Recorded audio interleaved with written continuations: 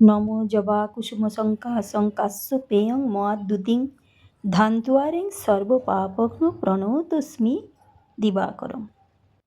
শুভ নববর্ষ, শুভ পয়লা বৈশাখ। তো শুধু আজকের দিন নয়, সারা বছরটা সকলে খুব ভালোভাবে কাটুক। গত বছরে যেটা হয়নি, অসম্পূর্ণ থেকে গেছে, এবছর যেন সব সুন্দরভাবে হয়ে যায়। তো এই ফুলগুলো বিগ বাস্কেট থেকে দিয়ে গেছে পুজোর জন্য। তুলসী পাতাও বেশ সুন্দরভাবে রয়েছে, খুবই সুন্দর টাটকা ফুল।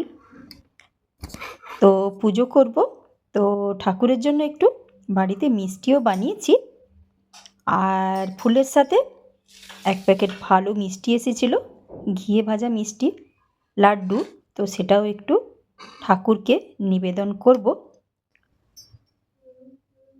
তো এই বিশেষ দিনটার জন্য আমরা প্রত্যেকে মানে ভীষণভাবে অপেক্ষা করে থাকি, মানে ভীষণ এক্সাইটেড আমরা, তাই না, এই দিনটার জন্য।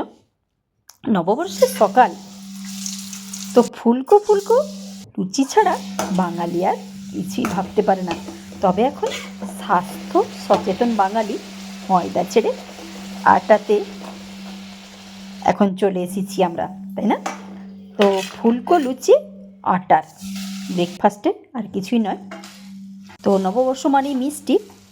তো বাজার থেকে যতই আসুক, বাড়িতে আমি একটু মিষ্টি বানিয়ে নিয়েছি, খোয়া ক্ষীর আর এটা হচ্ছে ছানা আর কাজু আলমন্ডকে ঘিতে ভেজে ছানাটা চিনি ওর সঙ্গে মিক্স করেছি। তারপরে খোয়া ক্ষীর, 1 কিলো দুধের খোয়া ক্ষীর আর 1 কিলো দুধের ছানা, এলাচ গুঁড়ো সব শেষে।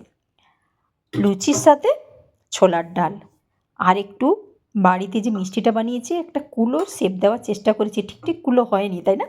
আর ডালটা একটু কাজু দিয়েই রাজকীয়ভাবে বানিয়েছি, পয়লা বৈশাখের সকাল বলে কথা, তাই না।